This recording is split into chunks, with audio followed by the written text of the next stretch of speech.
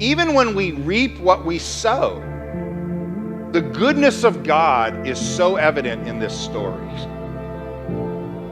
And that's what I want you to notice today, that even when we have to pay for our sins, God still shows up in a powerful way and shows us great grace and mercy. There's what David deserves, and then there's what David gets. And it's amazing how good God is to us. We're in 1 Samuel 29 today, so if you guys would turn there. It's a short chapter, so we're going to leak into chapter 30 for about 9 verses. I want to read, before we get into this, you don't need to turn there, but I want to read for you Galatians chapter 6, verses 7 through 10 to kind of start the message today. This is a verse that we quote often here, and that I'm sure many of you are familiar with. Be not deceived, God is not mocked, for whatever a man sows, that he will also reap. That's a verse that's very powerful verse, implying that whatever we put in the ground, whatever we sow with our lives is what we're going to reap. So, if you're constantly being a jerk, you should not be surprised if people are jerks back to you. I mean, you reap what you sow. Okay, if you refuse to show mercy to someone. My wife and I just got in a big discussion about this yesterday about, I want to be a person that's kind of errs on the side of mercy because I want mercy back. When I need it, I want it back. So this is how life is. We reap what we sow. So then Paul goes into verse 8. He says this, for he who sows to his flesh will of his flesh reap corruption. But he who sows to the Spirit will of the Spirit reap everlasting life. So if I'm constantly feeding into the carnal man, then what I'm going to reap is the results of the carnal man. If I constantly feed into the Spirit or feed my spirit, then I will reap everlasting life. So then it says, so to encourage us, he says in verse 9, and let us not grow weary while doing good, for in due season we shall reap if we do not lose heart.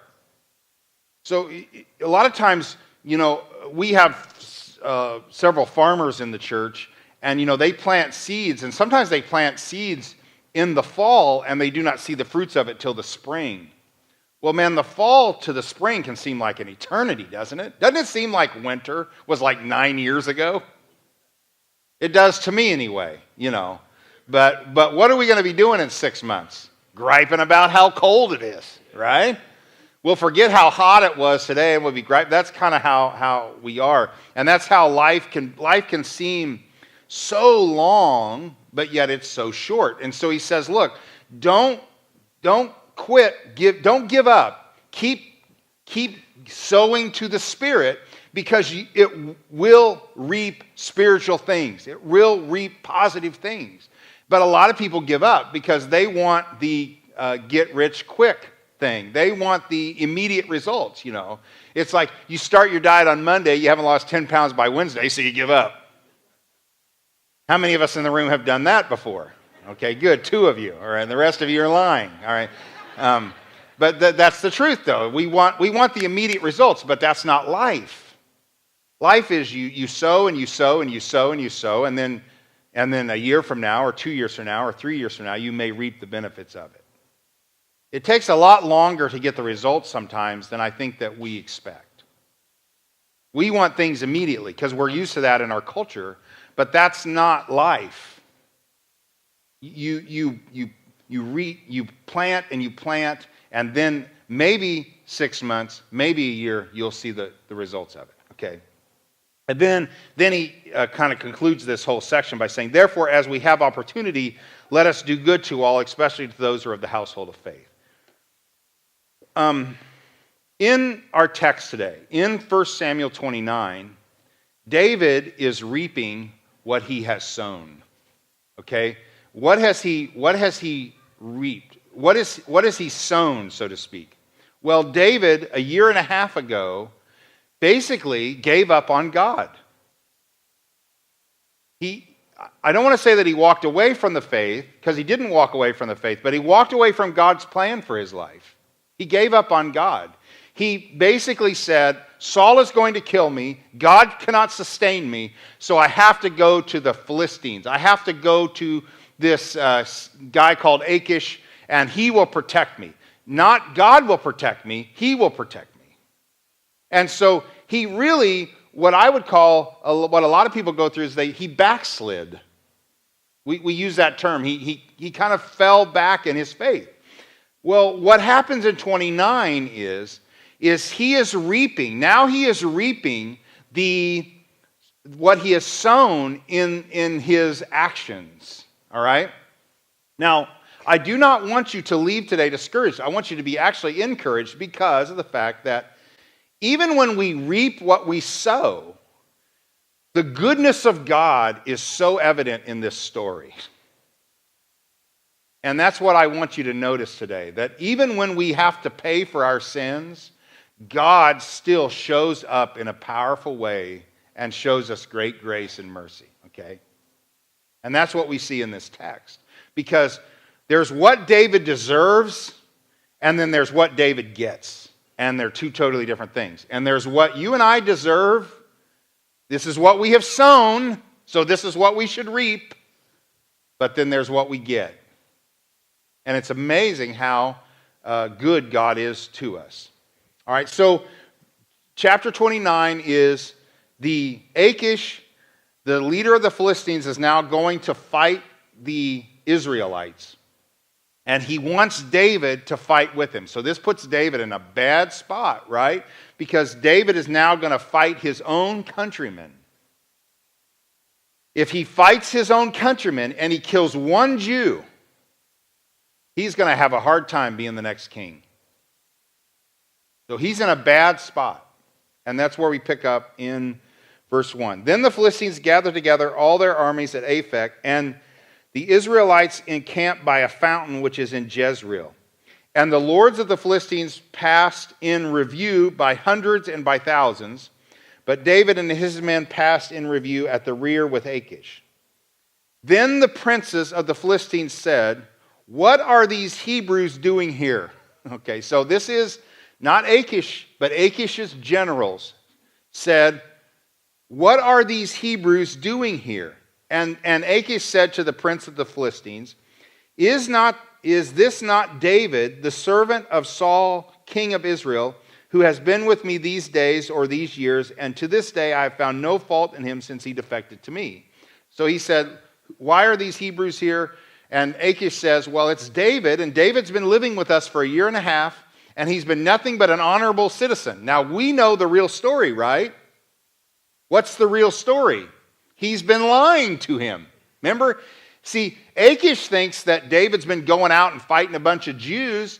David's been going out and fighting the Amalekites, the compadres of the Philistines and the enemies of the Jews. So Achish thinks that David is above board, but David's been doing some stuff that's not unethical, but he's been doing some stuff that different than what Achish thinks he has. So Achish is rising to his defense when his generals say, "What is this guy doing here?" He's like, "Well, David's been a good guy, man." But verse 4, "But the princes of the Philistines were angry with him. So the princes of the Philistines said to him, 'Make this fellow return, that he may go back to the place which you have appointed for him, and do not let him go down with us to battle, lest in the battle he become our adversary. For with what could he reconcile himself to his master, if not with the heads of these men?'" So these guys are really smart, because they're like, look. It's great when you're 49 and your voice is still changing. So anyway,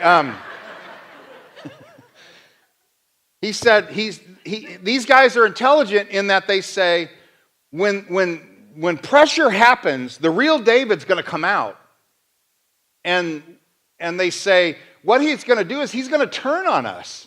Because what would reconcile him with Saul more than I was a spy, I got in with the Philistines, and I killed these Philistines. Now let me back into the land, and let's be a part. And that's basically what they're saying. Let's be a partner again. And these guys can see right through it. And then they say in verse 5, is this not David, of whom they sang to one another in dances, saying, Saul has slain his thousands and David his tens of thousands? Remember that hit record that came out and it was all about this great guy, David? That's the guy. And who did he slay? He's slain thousands of Philistines. We don't want this guy with us. Then Achish called David and said to him, surely as the Lord lives, you have been upright, and you're going out, and you're coming in with me, and the army is good in my sight. For to this day I have not found evil in you since the day of your coming to me. Nevertheless, the lords do not favor you. Therefore return now and go in peace, that you may not displease the lords of the Philistines. So he's reaping what he's sown, in that he's in a bad spot.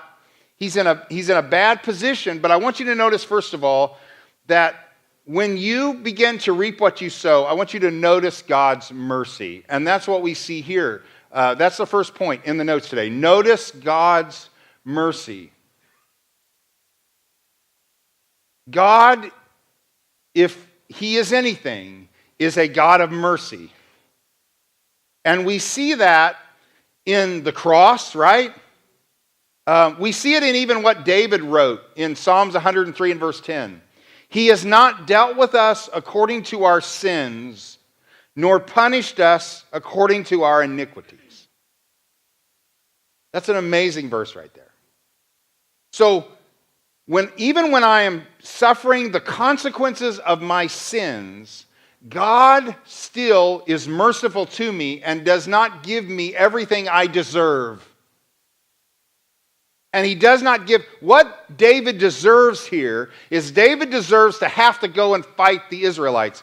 And David deserves to have to deal with those consequences of those actions of killing Israelis and then try to become the future king. But God in his mercy spares David of that. God in his mercy stirs up the hearts of these generals to say, we don't want this guy fighting with us. And what's God doing? God's using these secular men to help David out. And God does the same with us. David, I think David is a man of loyalty. He is a loyal man, and I think sometimes our strengths can also be our weaknesses. And I think that David is grateful for Achish giving him a place to hide and for a place to stay. And he's wanting to show Achish loyalty by fighting this battle with him. But God says, no, this will not be good for you if you go through with this. So he shows him mercy. God bails David out. And how many times has God bailed you and I out? How many times did we deserve to suffer much greater harm than what we did, but God bailed us out? And so when you begin to reap what you sow, be grateful that you have a merciful God who will not punish you to the fullest extent of the law. One, because he's already done that to Christ, and two, because he is often and always a God of mercy. Two, I want you to notice the reaction that David has, and it's a very fascinating one to me in verse number 8. So David said to Achish, but what have I done? And to this day, what have you found in your servant as long as I have been with you, that I may not go and fight against the enemies of my lord the king?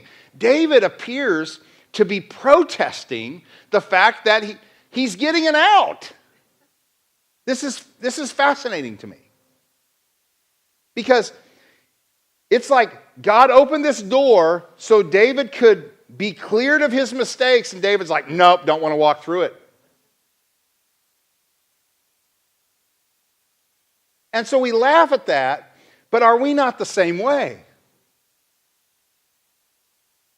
Now, let me explain what I mean by that. Let me give you the second point. So one is, when you start to reap what you sow, one is notice the mercy of God. Two, accept God's grace. So one is notice his mercy. Two, the second thing you got to do is accept the grace of God. There's three ways that we can look at this statement that David makes. One is is that David's been sneaky up to this point, and he just continues to be sneaky here. You know, he's got to keep playing the part, right? Because he says to Achish, since he's already kind of tricked Achish into thinking that he's loyal to him, he's got to kind of keep playing that part by saying, hey, man, I really want to fight with you, man. Okay? That's one way you can take it. The other way, if you want to take the darker side of it, you can say that David is actually bitter and wants to fight his countrymen. That he's like, you know what? I'm tired of getting chased by Saul, and I'm tired of my own countrymen standing up for this nut job Saul, and I'm supposed to be their leader, and they have rejected me, and I want to get in battle and show them, boys, this is what you're missing. Yeah, that's a position I think you can take. But you know what I think it is? I think David is a good man who loves the Lord, and I think that he believes that he should pay for what he has done, and he doesn't want an easy way out. Is the hardest person in the world to forgive yourself? I think so. See, we often, when we have done something wrong, we're often the hardest on ourselves in the sense that people offer us forgiveness and offer us grace, and we're like, can't take it, don't deserve it.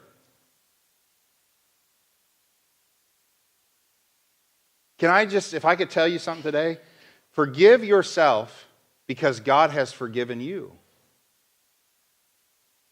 You say, I don't deserve it. None of us deserve it. But the foolish thing you can do is to not accept it. And that, I think, is what David's doing. David's not accepting the mercy and the grace of God. God is providing David a way out, and he's like, nope, got to go through with it.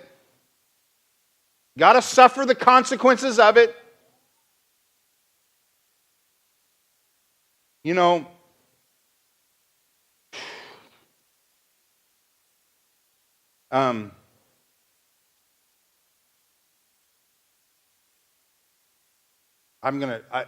there's a story I want to tell you, and I wrestle to tell you.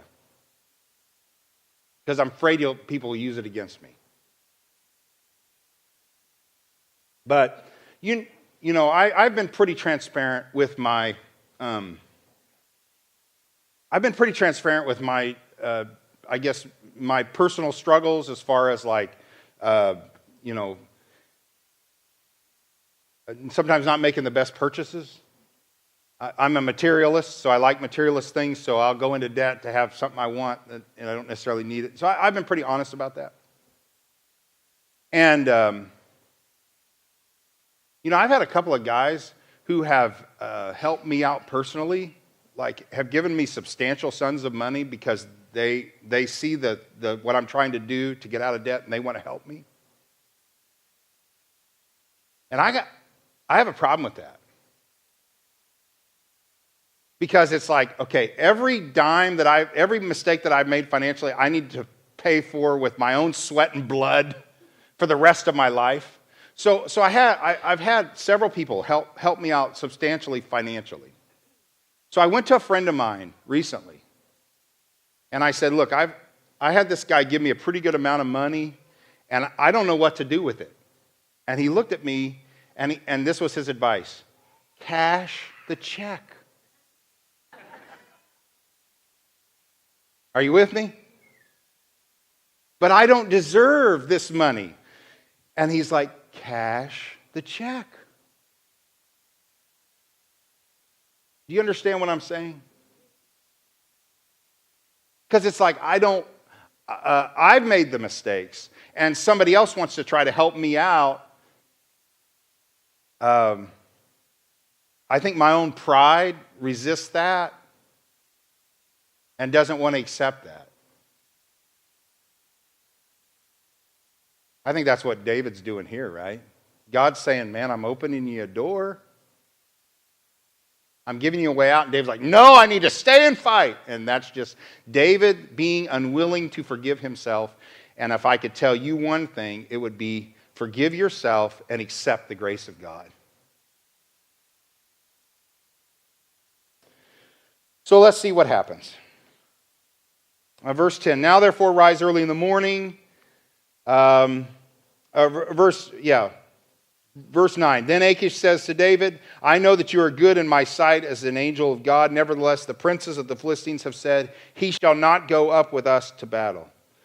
Now therefore rise early in the morning with your master's servants who have come with you, and as soon as you are up early in the morning and have light, depart. So David and his men rose early to depart in the morning to return to the land of the Philistines, and the Philistines went up to Jezreel. Now we're going to slip into 30, okay? So David and his men, they go from where they're at back to their home Ziklag. It says when it happened when David and his men came to Ziklag on the third day. So where the battle was is 75 miles away. So they took 25 miles a day. And on the third day, they came to Ziklag. And when they got there, they found that the Amalekites had invaded the south, and Ziklag attacked Ziklag and burned it with fire. So who are the guys that David had been going out and fighting? The Amalekites, right? So now the Amalekites have come and have noticed that David is in his weak moment. All the men are gone, and now they have attacked the women and the children, and they have taken them all captive, and they have burned down their town. It says that in verse 2, and they had taken captive the women, those who were there from small to great. They did not kill anyone, but carried them away and went their way. Now, once again, we notice the mercy of God. You say, where's the mercy of God here? The mercy of God is in the fact that they just burnt material things, but they kept humans alive. The Amalekites are like Al-Qaeda. These people are brutal people. The Amalekites were brutal people. You know in the story of the Israelites, when they were coming out of the promised land, the Amalekites were the ones that attacked the poor, the people that were lame at the back, and attacked and killed them. And this is the kind of people they are. So they go into a town, and they just take 600 men, their wives and their children's captives, and they don't kill anybody? What is that? That's called the mercy of God. Because just let your mind go to what they would probably do in that town. They would probably do horrific things to these women and children, but they just take them. So when they show up, you got to imagine, here are these guys, they've walked 3 days, 25 miles a day, they come over the hill, there's their town, and the smoke from the town is going up in the air, and you can imagine where the minds of these men go. And this is what happens in verse number 3. So David and his men came to the city, and there it was burned with fire, and their wives and their sons and their daughters had been taken captive. Then David and the people who were with him lifted up their voices and wept until they had no more power to weep. So why is this happening? Well, one, it's happening because they're in a territory they're not supposed to be. Two, they have been attacking other Amalekites, and so now when the men go away, the Amalekites have seized on an opportunity to get them. They are reaping what they have sown. And that brings extreme pain. And that language there in verse 4 when he says, basically they cried till they couldn't cry anymore. I don't know if you've ever cried like that. I have, and there is a depth to your soul. I mean, you're just crying, you can't cry anymore. But let me say this, number 3. If you are reaping what you've sown, lean into the pain. Now, let me explain what that means. Lean into the pain.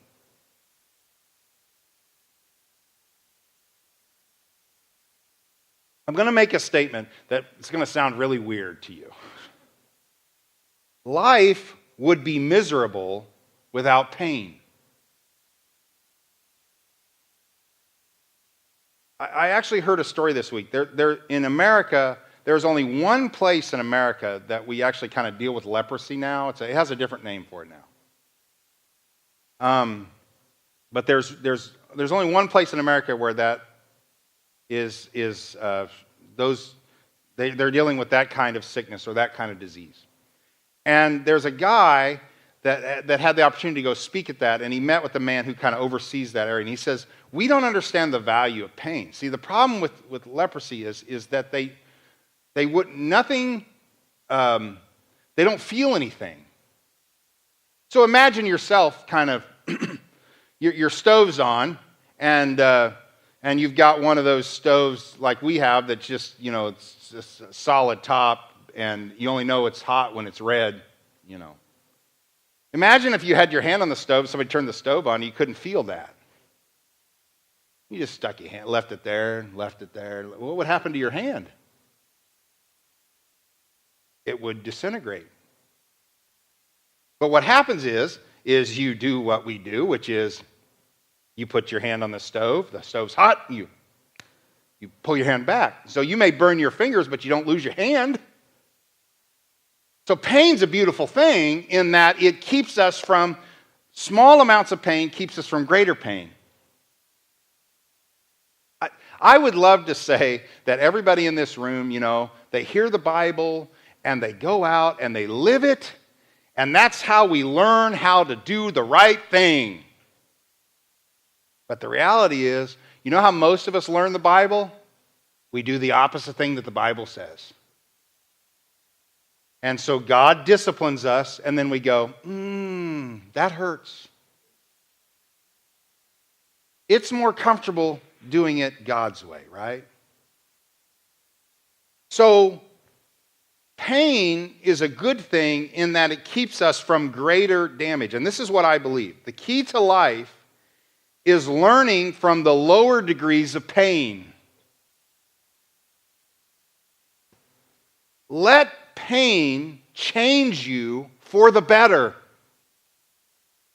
Learn from the pain. Learn that this is not the way. And I think this is a pivotal moment in the life of David because he is in tremendous amounts of pain, but he is a different man after these tears. And the pain has changed him. He's not doubled down, but he's realized that this is not the way, and so he has let the pain change him. And that's why that I think in the New Testament, that's why I think that Paul could say how he was grateful for tribulation. He was grateful for trials. He was grateful for troubles because it drove him to Christ. See, we got it all messed up in America. We want to be comfortable. That's not the end goal in life. The end goal in life is Christ-likeness, not comfort. So God brings us pain to make us like His Son. So lean into the pain. Don't run from it. And so when we reap what we sow, let's say, okay, let's step back and say, okay, why am I here? I'm here because I have ignored God, and look at what this has brought me. It's not worth it. Because you will be tempted in your life to walk away from God again and again and again and again and again. Let the pain drive you to God. And that's what David does. Lean into the pain. Number 4, look what happens. So look what happens then in verse 5. It says, and David's 2 wives had been taken captive. So I think that's an important thing to remember, that everybody deals with hurt. Everybody deals with pain. It's not exclusive just to the poor. It's not exclusive just to the followers. And David's dealing with it too. So what happens in verse 6? Now David was greatly distressed, for the people spoke of stoning him. Oh, okay, we got a problem, right? Because you mess with a man's wife and children, and you're barking up the wrong tree, buddy. So you've got a man, David, who leads 600 guys to go to the Philistine country, live there for a year and a half, convinces these guys that this is the thing to do. Then, what does he do? He goes to a battle. He does subtle stuff by taking on the Amalekites. He goes to a battle because David has led them to this place and has taken them away from their homes and they can't protect their families. The Amalekites have come in. Who do they want answers? Who do they want to pay? David. They want him stoned because my wife is gone and my kids are gone. And look, nobody knows where their kids are. Nobody knows where their wives are. They don't know what's going on. They don't know if they're dead or alive. They don't know if they're being abused or not. And these men are enraged. And they want somebody to pay. And that somebody who's led them here is David. So it says that David was greatly distressed, for the people spoke of stoning him because the soul of all the people was grieved, every man for his son and his daughter. So number 4, when you reap what you sow, you need to be patient with people. Be patient with people. If you are a leader and you make decisions that cost others dearly, there will be frustration towards you. So you need to wear it. David doesn't tell them to back off, and David doesn't get angry towards them. He gets scared. But you got to understand, if you have done something, and this is what you always have to remember, when you sin, it just doesn't affect you. It affects your husband. It affects your wife. It affects your kids. And when they experience the pain because of your decision, they're going to be frustrated at you. You need to be patient with them. Telling them to suck it up and deal with it is not a good strategy. They're having a difficult time. And this is what happens when people begin to reap what they have sown. We must be patient with the people who suffer because of our decisions, because of our pain, because of our miscalculations, because of our sin. Be patient with people. And that's what David does here. You see it really in he's upset. They want to stone him. They're talking about stoning him. They're getting them together because they think their wives are dead. They think their kids are dead. And they don't see any reason to go on. And they want somebody to pay for it. So what does David do? And this is important. It says, but David, the last part of verse 6, this is one of the great verses in the Bible. But David strengthened himself in the Lord his God. So what do you do when you begin to reap what you have sown? Number 5, run to God. Run to God. Do you know in the year and a half that David was in the Philistine country of Ziklag, he never wrote one psalm? So you know literally what he did? He brushed his Bible off. He ran to God. Because what's he been doing for the last year and a half? Doing stuff on his own.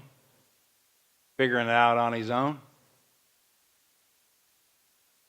What do you do when you start to reap what you sow? Run to God.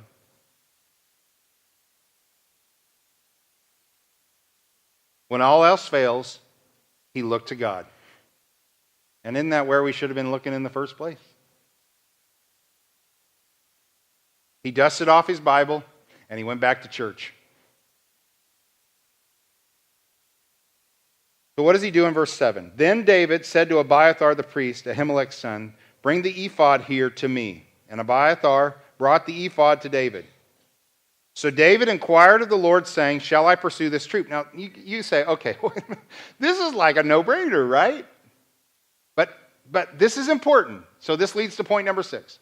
Learn from your past mistakes. When you begin to reap what you sow, learn from your past mistakes. So, doesn't it seem like a no-brainer if somebody's taken my wife and they're leaving, that I should probably go pursue them? That seems kind of like no-brainerish to me. But see, this is the problem.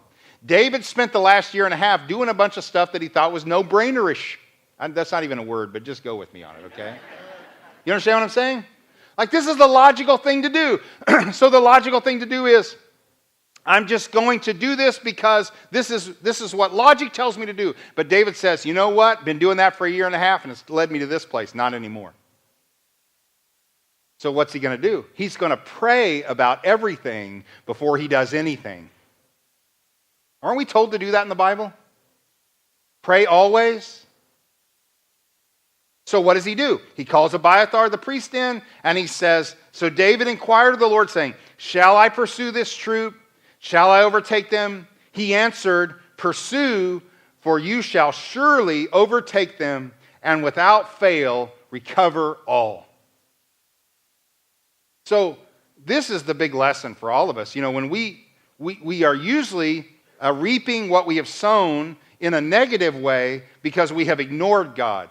So, boy, I sure want to make every decision and do everything that I do seeking direction from God before I do it. Oh, man, taking that job, that's a no-brainer. Okay, my question would be to you, have you prayed about it? Boy, that just seems like this is the thing that have you prayed about it? Man, before we do anything, we should pray about it.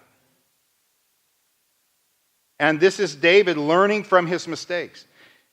And I'm not saying that we don't, obviously there's logical things and there's things that God gives us a brain but to figure stuff out. But by the same token, man, I want God involved in everything that I do. I want God involved in my relationships. I want God involved in my occupation. I want God involved in my finances. I want God involved in every aspect of my life. So, I go to get something, I go to buy something, I should probably pray about it. I want to make this career decision, I should probably pray about it. And if it's a really big decision, I probably should get other people involved in my life praying about it too. Trust in the Lord with all your heart and lean not on your own understanding. In all your ways acknowledge him and he will do what? He will direct your paths. So do you see the change in David here? He's brushed off the Bible and he's seeking direction from God again. And then he follows it up by verse number 9. So David went.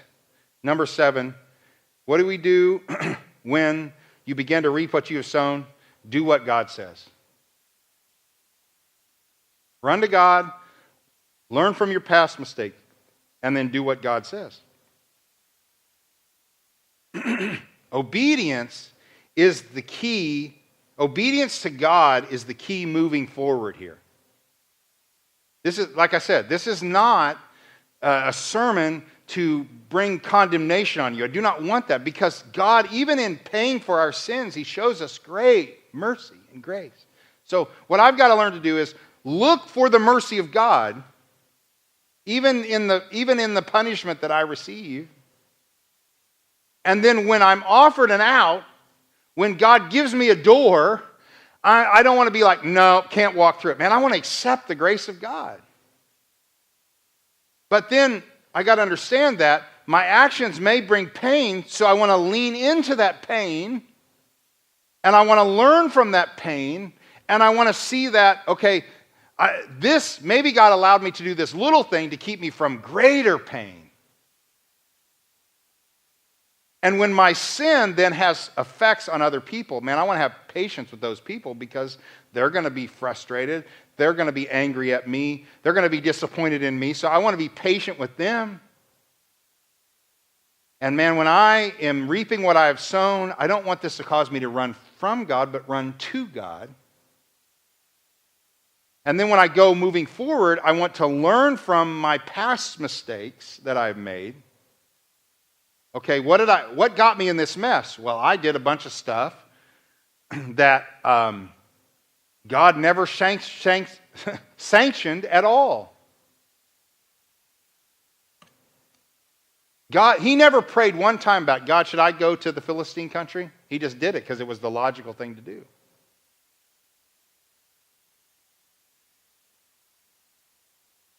So learn from your past mistakes.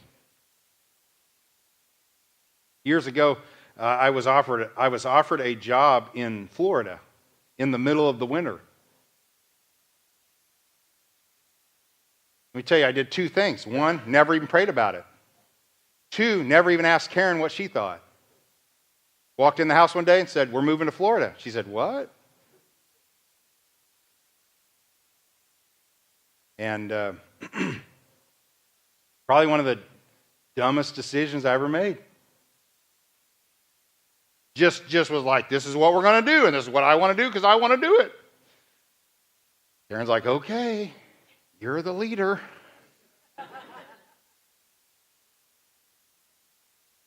Got down there, man, and it was like, oh, this is a bad deal. I got to Florida and realized this wasn't of God. And I'm not exaggerating. I cried myself to sleep every night for pretty much the 5 months we lived there. Every once in a while, Karen would go, don't feel sorry for you.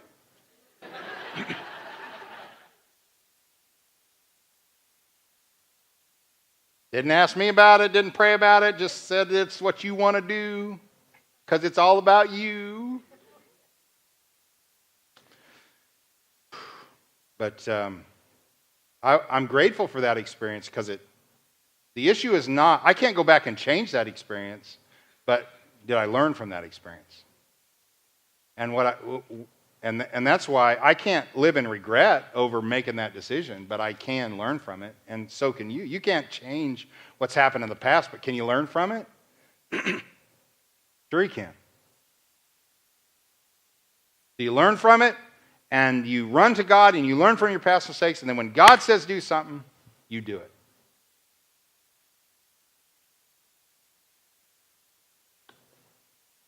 What matters most to God is not what you've done in the past, but what are you doing today? Are you living in obedience to me today? Because why? His mercies are new every morning. So the fact that you're alive and breathing and here today means that God's not done with you yet. So the issue is not what you have done in the past, but what will you do today? Obedience is the key. So when God says move, move. Thank you again for listening to our series on 1 Samuel with Pastor Mark Dawes. If you have questions about today's message, please contact our church office at info@topekabaptist.org. Give us a call at 785-862-0988 or check us out online at www.topekabaptist.org.